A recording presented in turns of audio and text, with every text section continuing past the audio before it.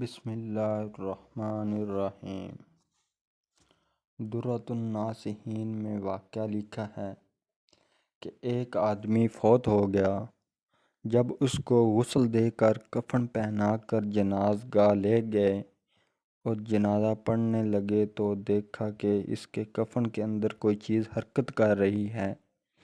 جب کفن کھولا تو دیکھا کہ زہریلا سانپ ہے جو کہ اسے ڈس رہا ہے۔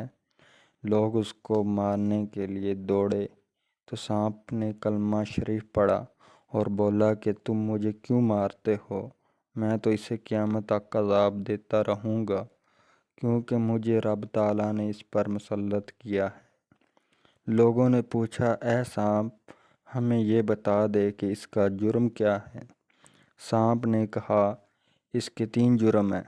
نمبر 1، یہ اذان سن کر مسجد میں نہیں آتا تھا، نماز جماعت کے ساتھ نہیں پڑھتا تھا۔ نمبر 2، یہ اپنے مال کی زکوٰۃ نہیں ادا کرتا تھا۔ نمبر 3، یہ علماء کی بات نہیں مانتا تھا۔